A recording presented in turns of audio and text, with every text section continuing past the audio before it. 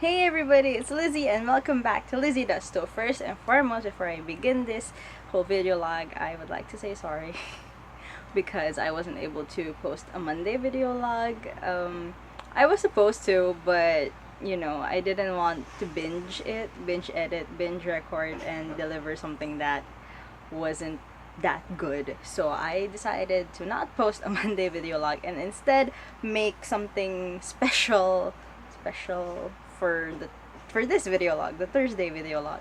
So yes, we're gonna be talking about sports today. We're gonna be talking about volleyball. Okay, so maybe I was kidding. I'm not a good volleyball player, so we really can't talk about the sport itself. Instead, we're gonna be talking about the sport in a stage play. Yes, today I am going to do a review on Hyper Projection Engeki Haikyuu. Yay! So this, in my opinion, is also long overdue, like the licorice one. Reason being is because the DVD was released last month. Why didn't I do it last month? Yeah, I just started video logging this month, but I could have started last month with this. And the new production is coming this fall, so in my opinion this is very late, but still I will continue with this review. So let's get to it. So Hyper Projection Engeki Haikyuu is described as a hybrid performance, which is basically a mixture of manga, live play, and video all in one, which I think was really cool. Like, it was an amazing experience to watch it in DVD. Like, what more if I saw it live, right? Like, you guys, some of you have seen it live. How was it for you? So moving on, let's do some background check first. So the first run, which I was able to watch on DVD, ran from November to December last year, and the DVD was released last month, I believe, 26th March, if I'm not mistaken. I could be wrong. It ran in Tokyo, Osaka, and Miyagi. It has a total of 29 performances all in all. Okay, so we're gonna head on to the review proper now. So we'll begin with the plot. So basically, the play was split into two acts, and it basically covers the Karasuno team formation minus their first training camp and their match with Akoma. But on the bright side, we do get their practice match with the Josai and their really adorable Oikawa, played by Asuma Kosuke. Alright, moving on. We're gonna move to set design now. I have notes, as usual. So the stage was like pretty much what you'd expect from a sports butai. It was made into a court. The center stage had a portion in the middle that was movable. Well, not like they couldn't move it from one place to another, but it moved a lot.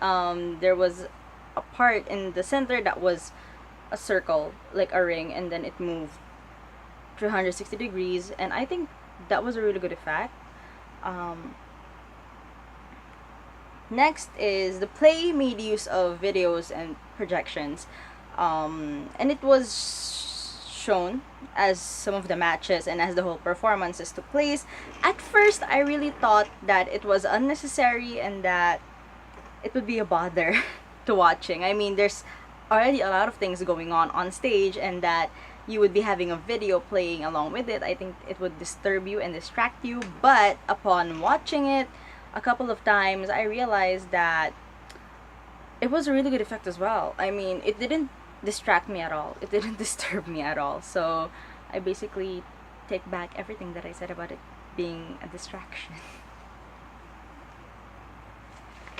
So we're gonna move on to my favorite part now, which is the cast. I'm not going to comment on all of the cast members, but rest assured all of them did a superb job.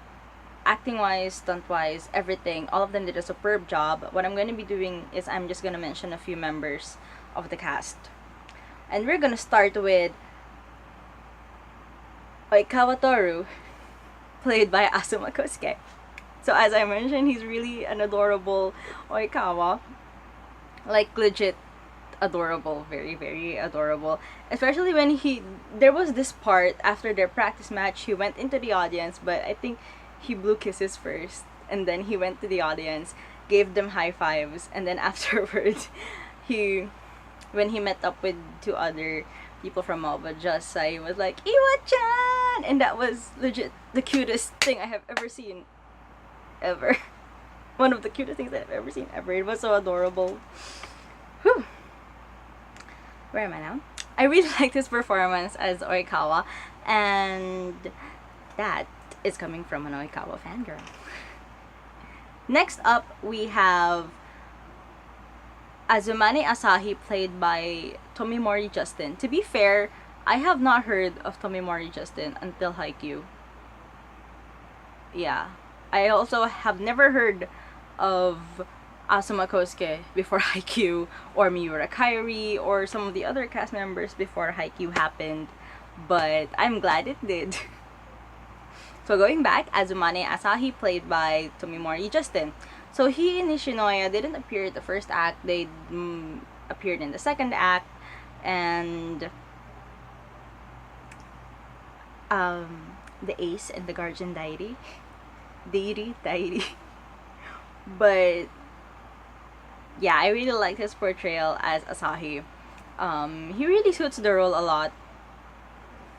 Yeah, I was thinking of a few others who could play the role, and no one really came to mind except, well, maybe Tuti. But Tuti is like, yeah, maybe Hirose Yusuke as well, but I don't know. But to me, Tomimori Justin played Asahi fairly well. Next, we have Kawahara Kazuma, who plays Enoshita Chikara. Okay. So, like the anime and the manga, Chikara doesn't really play that much of a large role. Like, in fact, you really don't know that he's there sometimes. My younger cousin watched the anime before I did. She finished it before I did, and when I asked her who this was, she didn't know who it was. Like, yes, like I asked her who number 6 was, and she was like, number 6, and she just looked at me and was like, and then you know, we searched it up, and it was Chikara, and it was Chikara. So I was laughing a while ago because something funny really happened. Like, I was able to sit through 2 hours of the production, and I didn't even recognize him until the curtain call speeches. I had to check online if I wasn't hearing wrong, if he was in fact the Kawahara Kazuma from first season Tenemu, from the Rokaku arc. He played Kentaro Aoi. I had to search that. I had to make sure because I didn't believe it. It was probably because Kentaro didn't have hair, and Chikara had a full head of hair, and that was probably why I did not recognize him at all. He didn't even look familiar at the slightest. So when I found out, literally, I watched it at 3 a.m. and I was laughing to myself. I didn't know if I woke anyone up, but yes, it was really funny. But yeah, I really liked his Chikara, although we didn't see him that much. Next, we have Nishinoya Yu, who is played by Hashimoto Shohei. So when I found out that Shohei was gonna play Yu, I was like, this is what we get if Kanato didn't end up as Kanato. It was really different from his role as Kanato in Dial Lovers. Like, I didn't expect this. I didn't expect that transition from Kanato to Nishinoya, but it was a good transition. I really loved it. He proved to be a really good Nishinoya, and I liked his performance a lot. It was really hyper, it was really cute. It was, yes. Next we have another part of my Tenemu fandom, Shiota Kohei, who plays Tanaka Ryunosuke. So I recognized him because Tanaka-san really didn't have that much hair. Just like Jackal. So I was able to recognize him, like, even visual wise. But yeah, he was really hyper in a good way, but I should be used to that because Jackal is as hyper as Tanaka-san. But wait, Tanaka-san is a lot more hyper, but yes, it was expected, and I really liked the performance a lot. His comedic timings and that of the other cast was really good. It was very entertaining to say the least. Next we have Miura Kairi as Yamaguchi Tadashi. He plays a really good Yamaguchi, and well, even out of costume he gives off this Yamaguchi vibe, and I like that a lot. Can't say a lot because, you know. Yeah. Next we have Kosaka Ryutaro as Tsukishima Kei. So Hisuki was amazing. I need not elaborate that. At first glance, I kind of thought that he was the same guy who played Nishiki in Tokyo Ghoul, but I realized that that was Suzuki Shogo. But I really thought that they were the same person because of the hair and the glasses. They both play, the hair colors of their characters were the same, so the wig colors ended up looking the same to me, and they both wore glasses, so I thought that they were the same person. But I was wrong. But yeah, that amused me because I had to like ask myself a dozen times if he was Nishiki. So next we have Sawamura Daichi and Sugawara Koshi, played by Tanaka Keita and Ino Hiroki respectively. So Keita's Daichi was really butcho material. Like, there was really a captain vibe coming out of him, so I really like that. Hiroki's Suga was really good as well. I didn't get to see him in action as much, but he was really good. I know he played matches in the production, but you know, my attention must have been somewhere else. So yeah, moving on. We have Kimura Tatsunari, Tatsun as Kageyama. Tobio-chan! So at first, my first impression of this was like, oh wow, we get to see black-haired Kabuto play volleyball. And this is what would happen if Kaoru didn't end up as a tennis player and didn't end up going to Seishin.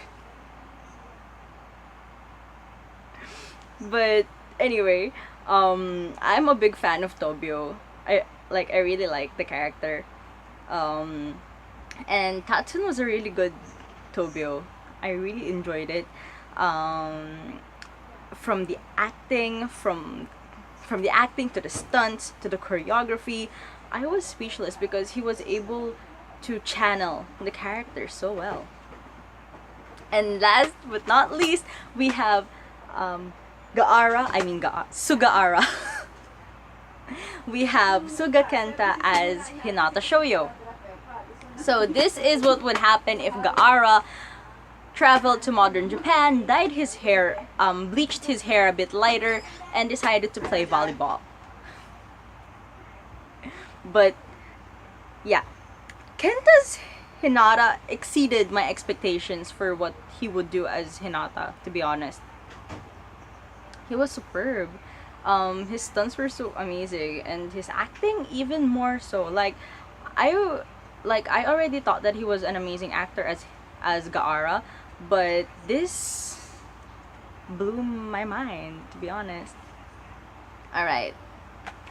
So it all comes down to this. I was really impressed with the choreography and the progression of the production. The choreography was amazing, like literally amazing. as I watched the whole thing, I was asking myself, how can they do that and be so fast with it? Like, how can they move from here to here in a matter of like 2.5 seconds? I'm exaggerating, but yeah. The progression from scene to scene was flawless. Every lift, every scene was perfectly timed, and that was something that I really, really liked. I especially loved their lifting parts. It was amazing, and they were able to do it so flawlessly. They were able to do it so fast. Sometimes while I was watching it, I really didn't see them like do their lifting formation. I would notice when they've already lifted the character up, like they mostly lift Hinata. So like everything is happening so fast. I won't be able to see them lift Hinata, but I would see Hinata already up in the air, and I was like, whoa, how did they do that? And that was amazing. So personally, my favorite scene was the part where Hinata was going to hit one of Tobio's tosses. They lifted Kenta, and from out of nowhere, these wings came out. Like, I knew that the stagehands had them. I knew that somebody had to bring them on stage, right? So the stagehands obviously had them, but I didn't expect it to look like that. I mean, it was so amazing. Like, I was rendered speechless. Like, I was like, whoa! Like, legit. Whew. In all honesty, I really didn't see that coming. I didn't see the stagehands coming in with the wings until they lifted it beside Kenta, and then when they removed it, of course, I didn't see them bring it in. And that was really, really amazing. So overall, Hyper Projection Engeki Haikyuu was a really good play. As I mentioned earlier, their choreography and their stunts were well executed, and their forms, by forms I mean the forms of the actors whenever they do volleyball. It amazed me because I saw the fruits of their volleyball training just as when they do Tenemu, but you really won't notice it in Tenemu as much as you notice it in Haikyuu, because you can really see their form was so amazing. Especially the last part, where they all jumped and like did a serve. It was really, even during gameplay, you could see their forms. It was so amazing. The production as a whole was amazing. From the choreo, the set, the stunts, the cast, and the execution, it was really amazing. I would really recommend it. If you haven't seen it yet, believe me, you should see it. It would blow your mind, like literally.